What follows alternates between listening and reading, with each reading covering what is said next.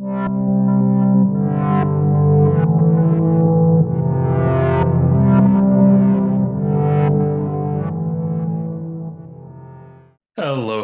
I'm Bretton, one of our MCAT tutors here at Inspira Advantage, where we help students get into medical school and other professional programs. And welcome back to MCAT Bites. Today, we'll be discussing hormonal regulation in males. This is a fundamental topic in understanding male reproductive physiology and is absolutely crucial for the MCAT. This will let you a few points on the biochem sections of the MCAT. So let's dive into how hormones regulate various functions in the male body. Let's begin with the most important axis, which is the hypothalamic pituitary gonadal axis. This axis consists of three main components. Well, the hypothalamus in the noggin, the pituitary gland, also in the noggin, and then the testes, not in the noggin. Together, these structures regulate the production and release of hormones essential for male reproductive function, such as LH and FSH, which we will explore in more detail in a moment. Let's zoom into the role of the hypothalamus first.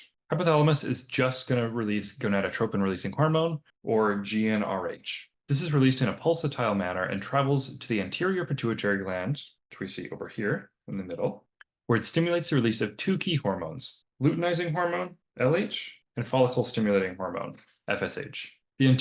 The anterior pituitary gland responds to GnRH by secreting LH and FSH. LH primarily stimulates the Leydig cells in the testes to produce testosterone, while FSH is acting on something called Sertoli cells to support spermatogenesis. We can see this really well in this diagram. So again, I'm just going to walk through it. We have GnRH released for the hypothalamus. This is going to act on the anterior pituitary, where it will secrete FSH and LH. FSH is going to come down, act on Sertoli cells here, whereas LH is going to act on Leydig cells, which will help increase testosterone. It's also important to note that Sertoli cells are going to help nurture and develop sperm cells and regulating spermatogenesis. Testosterone is produced by the Leydig cells and is essential for the development of secondary male characteristics, such as the maintenance of reproductive tissues. Now, there are a lot of important feedback mechanisms, and this looks scary, but really just think about it with common sense. We want to maintain homeostasis. We don't want anything too high or too low in males.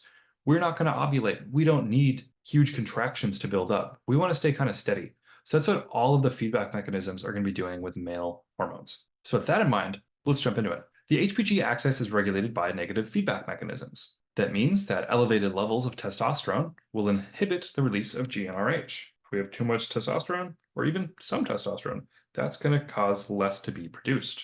This ensures our hormones remain balanced. There's another aptly named protein called inhibin, and I bet you can guess what inhibin does. Well, it's going to inhibit the anterior pituitary from producing more FSH, and inhibin is made from those Sertoli cells. Oh, okay, great. So this makes sense why it's keeping everything in balance. Now let's go through an example here. Which of the following best describes the role of LH in males? A, it stimulates the hypothalamus to release GnRH. B, it stimulates Leydig cells to produce testosterone. C, it stimulates Sertoli cells to support spermatogenesis. Or D, it inhibits the release of FSH from the pituitary gland. Please take a few moments to think about this question. Once you're ready, unpause the video, and we'll give you the answer. Answer coming in 3, 2, 1. The correct answer is B. LH stimulates Leydig cells in the testes to produce testosterone. And we can see that happening right here. Now for example 2, which hormone produced by Sertoli cells provide negative feedback to inhibit FSH release? Testosterone, GnRH, inhibin, or LH? Again, think about this one. I'll give you the answer in 3, 2, 1. The correct answer is inhibin C, produced by Sertoli cells. Inhibits the release of FSH from the pituitary gland. Hormonal regulation in males involves a complex interaction between the hypothalamus, pituitary gland, and testes. Understanding the regulatory mechanisms are also essential for comprehending male reproductive physiology. Make sure to review these concepts thoroughly for your MCAT. Thank you so much for joining me on this episode of MCAT Bites. I hope this detailed look at hormonal regulation in males helps you in your MCAT preparation. Be sure to watch our companion video on hormonal regulation in females. That's a multi-part video series because it is just a lot more complex than the male system. Stay tuned for more episodes where we break down critical concepts. Thank you so much for watching our video on the different ways of male hormonal regulation, and I will see you next time.